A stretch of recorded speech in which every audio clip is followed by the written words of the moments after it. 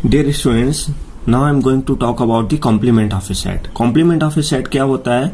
Suppose आपके पास कोई एक सेट है U है जिसको हमने एलिमेंट्स लिए हैं 1 to 10 तक, ये 10 तक एलिमेंट है। इसका कोई भी एक सबसेट हमने डिफाइन किया है जिसके एलिमेंट्स हैं 1 2 3 4 5।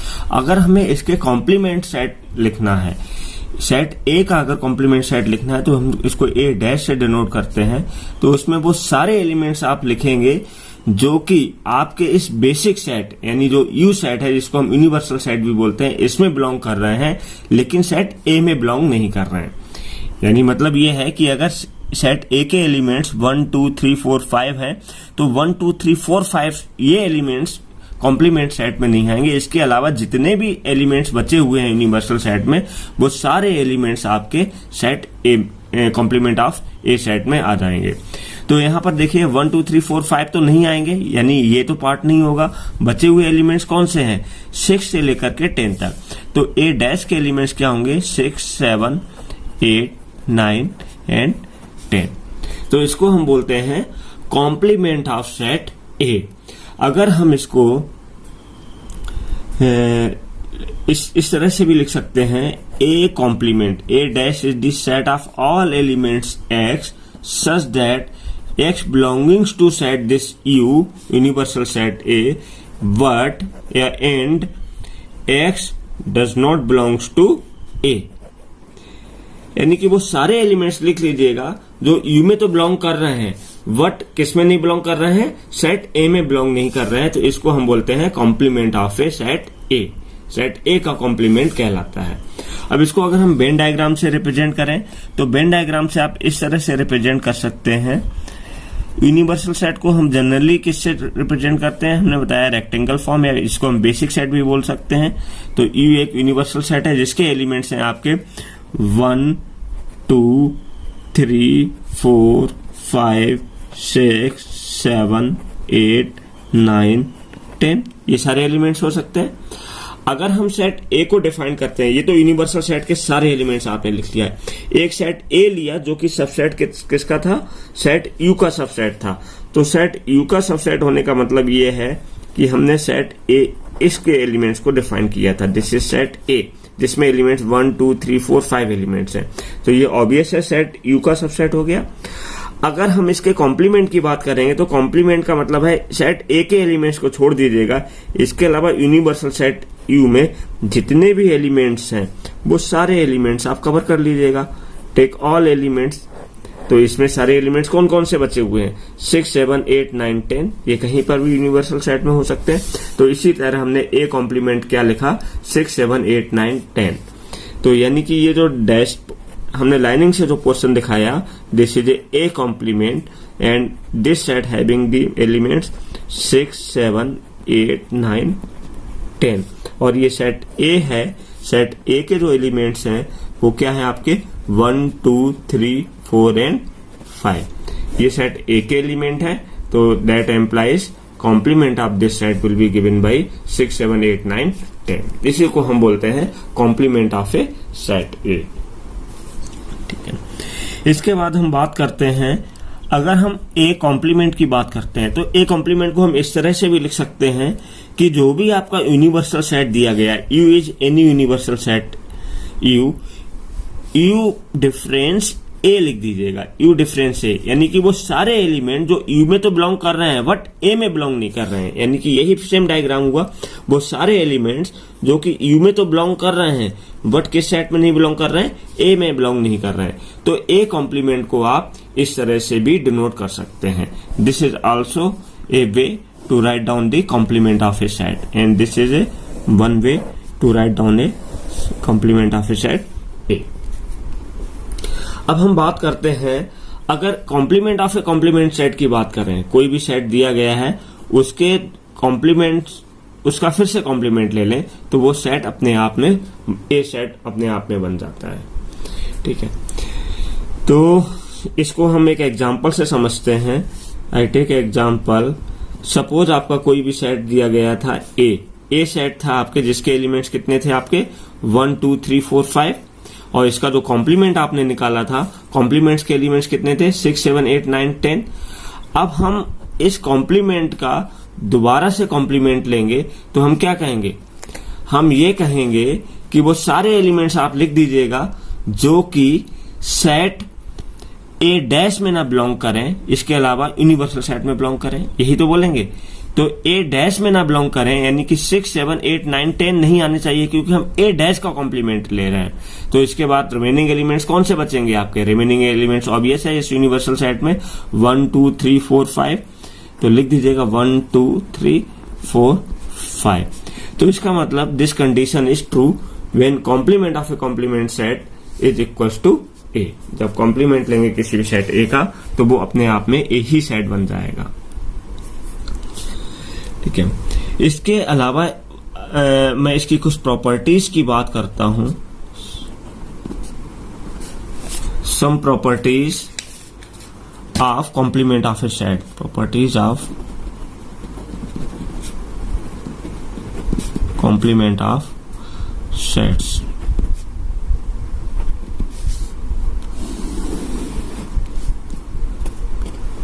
प्रॉपर्टीज ऑफ कॉम्प्लीमेंट सेट्स क्या कहलाते हैं आपके। फर्स्ट प्रॉपर्टी आपकी है, हम पहली प्रॉपर्टी की बात करते हैं। First property is A union A dash equals to U, यानी कि एक सेट ए दिया गया है और उसका कॉम्प्लीमेंट है, उसके साथ अगर आप यूनियन करते हैं तो आपको यूनिवर्सल सेट मिल जाएगा। इसको वेन डायग्राम से आप समझ सकते हैं। ये आपका वेन डायग्राम है, this is universal set you. इसमें आपने कोई भी सेट डिफाइन किया, दिस इज सेट ए, ये सेट आपका ए है। और इसके अगर कॉम्प्लीमेंट की बात करेंगे तो इसका कॉम्प्लीमेंट क्या हो जाएगा, दीज ऑल एलिमेंट्स, ये सारे एलिमेंट्स क्या होंगे, कॉम्प्लीमेंट ऑफ सेट ए हो जाएंगे।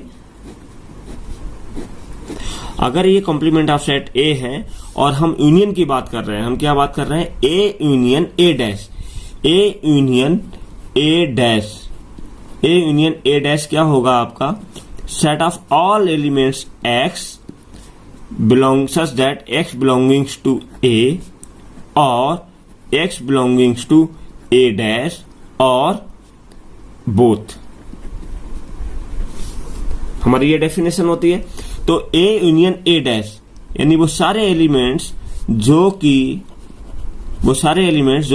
एक्स में, एक्स वो सारे एलिमेंट्स हैं जो कि ए में भी बिलोंग करें या फिर ए डैश। तो ए डैश क्या होगा, ये जो आपने शेडेड पोर्शन दिखाया है ये ए डैश होगा, तो इसमें भी बिलोंग करें एंड इसमें भी बिलोंग करें। जब हम ये लिखेंगे सेट के एलिमेंट्स ए में भी बिलोंग करें और ए डैश में भी बिलोंग करें, दोनों में ही बिलोंग करें, तो ऑब्वियसली ये कंप्लीट यूनिवर्सल सेट बन जाएगा। तो इसलिए ए यूनियन ए डैश आपका क्या कहलाता है, this is A complete universal set you. अब इसको हम सेम एग्जांपल से समझते हैं, यहां पर फर्दर मैं लिख देता हूं। सपोज आपका एक यूनिवर्सल सेट यू जो है, यूनिवर्सल सेट यू के एलिमेंट्स मैं अब ये ले रहा हूं 1, 2, 3, 4, 1, 2, 3, 4, ये यूनिवर्सल सेट यू के एलिमेंट्स हैं। और इसके बाद हमने एक सेट ए लिखा जिसके की एलिमेंट्स हैं आपके 1 and 3, ये एलिमेंट्स है 1 and 3। अगर हम इसके कॉम्प्लीमेंट की बात करेंगे अब इस केस में, तो ए कॉम्प्लीमेंट क्या हो जाएगा, 1 और 3 को छोड़ दीजिएगा, 1 और 3 को छोड़ के बाकी जितने एलिमेंट्स हैं वो इक्वल लिख दीजिएगा। तो 1 नहीं लिखेंगे, 3 नहीं लिखेंगे, तो क्या बचेंगे एलिमेंट्स, 2 and 4 एलिमेंट्स बचेंगे। तो ये ए कॉम्प्लीमेंट हो गया। अब इन दोनों का अगर आप यूनियन लेते हैं, ए यूनियन ए कॉम्प्लीमेंट, तो क्या हो जाएगा, ए यूनियन ए कॉम्प्लीमेंट क्या हो जाएगा, पहले ए के सारे एलिमेंट्स लिख लीजिएगा 1, 3, इसके बाद ए कॉम्प्लीमेंट के एलिमेंट्स लिख लीजिएगा। ए कॉम्प्लीमेंट्स के एलिमेंट्स कितना हो जाएंगे, 2 and 4, और ये ध्यान रखना है कि आपको रिपीटेड एलिमेंट्स नहीं लिखने हैं। तो फाइनली ये 1, 2, 3, 4 एलिमेंट्स, ये क्या है आपका, this is a universal set U. तो ये पहली प्रॉपर्टी आपकी कहलाती है A union complement A equals to universal set. And second property की मैं बात कर रहा हूं, I take one more property, this is your second property, A intersection A complement. A intersection A complement क्या हो जाता है आपका, नल सेट होता है 5। तो नल सेट का मतलब ऑब्वियस है। अब इसी एग्जांपल को अगर आप देखते हैं कि अगर ये सेट ए है और ये ए कॉम्प्लीमेंट है जो डैश डैश डैश लाइनिंग से आपने दिखाया। इन दोनों में कुछ भी कॉमन नहीं, इंटरसेक्शन का मतलब है, इंटरसेक्शन की अगर हम बात करें, ए इंटरसेक्शन ए डैश क्या होता है, set of all elements X such that X belongings to A and A dash, X A में भी बिलोंग करे एंड एक्स ए डैश में भी बिलोंग करे, वो सारे एलिमेंट्स लिखने हैं। तो एक्स ए में भी बिलोंग करे, ए डैश में बिलोंग करे, तो यहां पर क्या होगा, ऐसा तो पॉसिबल हो नहीं पाएगा क्योंकि ए का कॉम्प्लीमेंट वो होता है जो कि ए में ना बिलोंग करे। ठीक है, तो इस केस में ये आपको क्या मिलेगा, एक तरह से नल सेट मिलेगा। अब इसको हम सेम इसी एग्जांपल से समझते हैं फर्दर कि आपका एक यूनिवर्सल सेट था 1 2 3 4 एलिमेंट्स का, और ए सेट आपने लिखे जिसके एलिमेंट्स हैं आपके 1 3। तो अगर ए कॉम्प्लीमेंट की बात करते हैं तो ए कॉम्प्लीमेंट आपका हो जाएगा 2 एंड 4। अब इन दोनों का अगर ए सेट और ए डैश का अगर आप इंटरसेक्शन लें, इंटरसेक्शन का मतलब कॉमन पॉइंट्स, तो यहाँ पर 1 3 है, 2 4 है, यहाँ पर एक भी एलिमेंट्स कॉमन नहीं है, तो इसको आप क्या बोलेंगे, this is a final set.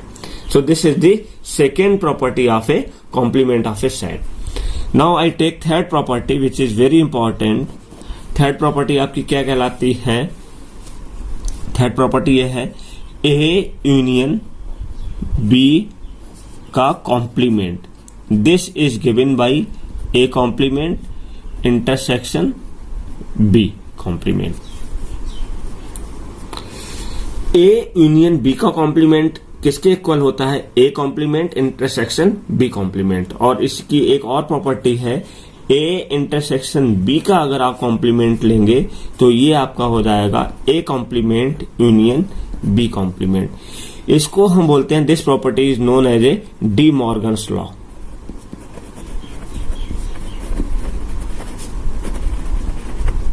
This property is known as A De Morgan's law, इसको डी मॉर्गन्स लॉ भी कहते हैं। तो इसको समझने की कोशिश करते हैं, एक मैं एग्जांपल से इसको एक्सप्लेन कर रहा हूं। Suppose you have any universal set you, universal set के एलिमेंट्स हैं 1 2 3 4 5 6 7 8 9 एंड 10, ये यूनिवर्सल सेट यू के एलिमेंट्स हैं। और एक सेट आपने डिफाइन किया, सेट ए जो है, ए सेट लिया जिसके एलिमेंट्स हैं आपके, suppose elements of this set is 2 3 4। एक सेट ले लीजिए आप बी जिसके की एलिमेंट्स हैं आपके, सपोज 4 5 6 7 एंड 8, सपोज ये एलिमेंट्स हैं। अब इसको आपको देखना है, ए यूनियन बी निकालना है।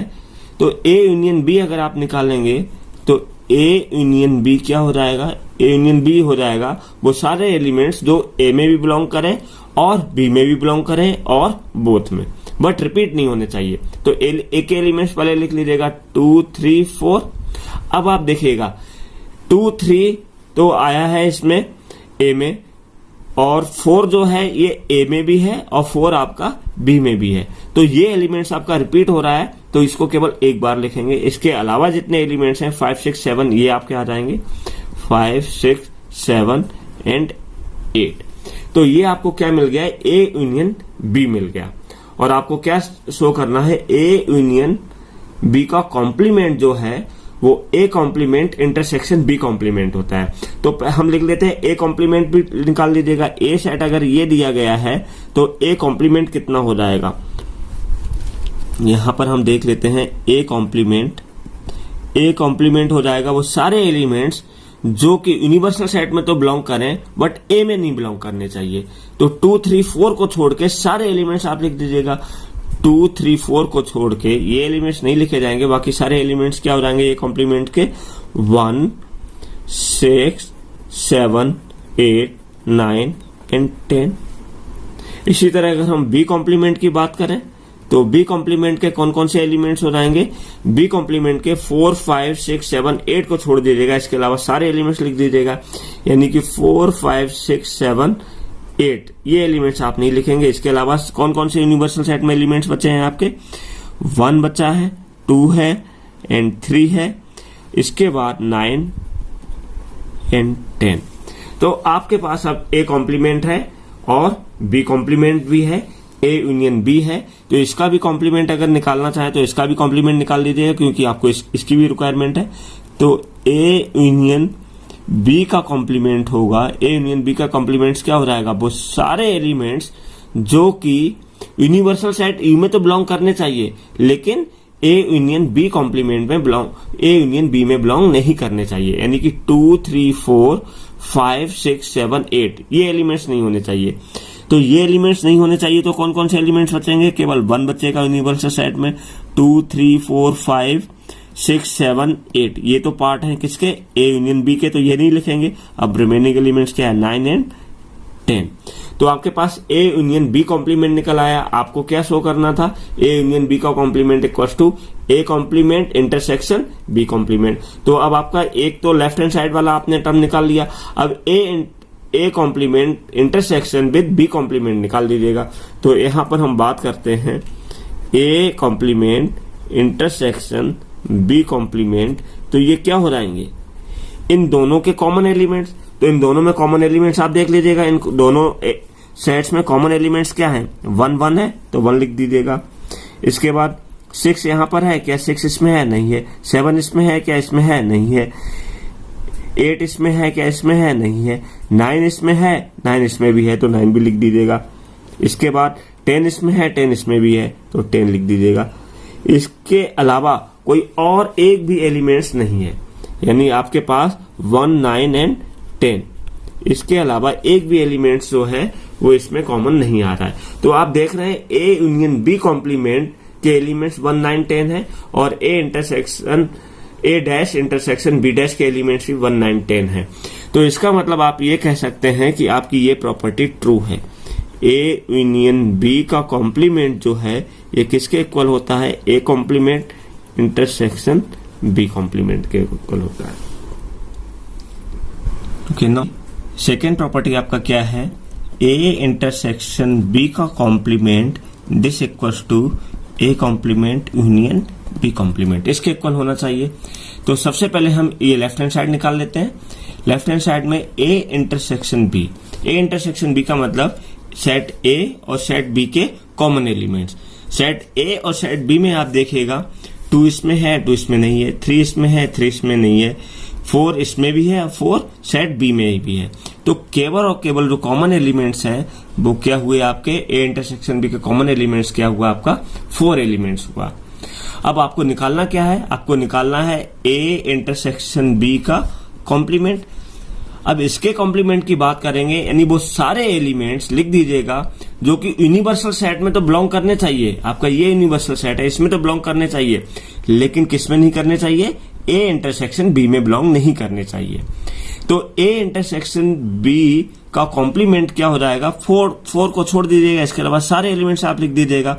तो 1, 2, 3, 4 नहीं लिखेंगे, 5, 6, 7, 8, 9 and 10।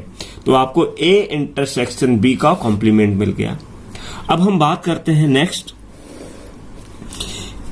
A complement union B complement निकालना है। तो ए कॉम्प्लीमेंट के एलिमेंट्स क्या आते हैं, 1, 6, 7, 8, 9, 10, और बी कॉम्प्लीमेंट्स के एलिमेंट्स क्या आते हैं, 1, 2, 3, 9, 10। अगर हम इसका यूनियन लेंगे तो यूनियन का तरीका क्या होता है, पहले ए के सारे एलिमेंट्स लिख दीजिएगा, यानी कि 1, 6, 7, 8, 9, 10। अब आप क्या लिखेंगे इसके अलावा, अब देखिए 1 ऑलरेडी आ चुका है तो 1 नहीं लिखेंगे, 2 इसमें नहीं आया तो बी का एलिमेंट्स रिमेनिंग एलिमेंट्स क्या है, 2 लिख दीजिएगा। 3 आया है क्या, नहीं आया, 3 भी लिख दीजिएगा। 3 के बाद 9 आ चुका है, नहीं लिखेंगे। 10 आ चुका है, वो भी नहीं लिखेंगे। यानी कि जो आपके A complement union B complements के जो एलिमेंट्स होंगे, इसको आप रीअरेंज करके अगर लिखते हैं तो आपको क्या मिलेगा, 1 मिलेगा, 2 मिलेगा, 3 मिलेगा, इसके बाद 6, 7, 8, 9 एंड 10। तो आप देखिएगा यहां पर ए इंटरसेक्शन बी के कॉम्प्लीमेंट्स के एलिमेंट्स वही हैं जो कि एलिमेंट्स किसके हैं, A complement union B complements के सेट के हैं। तो इसका मतलब आप ये कह सकते हैं कि ए इंटरसेक्शन बी का कॉम्प्लीमेंट जो है इक्वल होता है। So this is the third properties which is known as A De Morgan's law. इसके अलावा नेक्स्ट फोर्थ प्रॉपर्टी जो है, नेक्स्ट प्रॉपर्टी की मैं बात करता हूं, ए 5 डैश का कॉम्प्लीमेंट लेंगे तो 5 डैश क्या होता है, जिसमें एक भी एलिमेंट नहीं हो, और उसके कॉम्प्लीमेंट की अगर बात करेंगे तो ऑब्वियस है यूनिवर्सल सेट बन जाएगा, यानी वो सारे एलिमेंट्स आ जाएं जो 5 में ना हो। 5 में ना हो तो 5 में क्या होता है, 5 में एक भी एलिमेंट्स नहीं होता है, इसका मतलब ये यूनिवर्सल सेट बन जाएगा। इसी तरह यूनिवर्सल सेट का अगर कॉम्प्लीमेंट की बात करेंगे तो आपको क्या मिलेगा, नल सेट मिलेगा, क्योंकि यूनिवर्सल सेट पे तो सारे एलिमेंट्स होते हैं, यूनिवर्सल सेट में सारे एलिमेंट्स होते हैं, और उसके अगर कॉम्प्लीमेंट्स की बात करेंगे तो यानी एक भी एलिमेंट्स नहीं आना चाहिए, इसलिए आपने इसको क्या लिख दिया, 5। So this is the fourth property of the complement sets. ठीक है, now I take some example.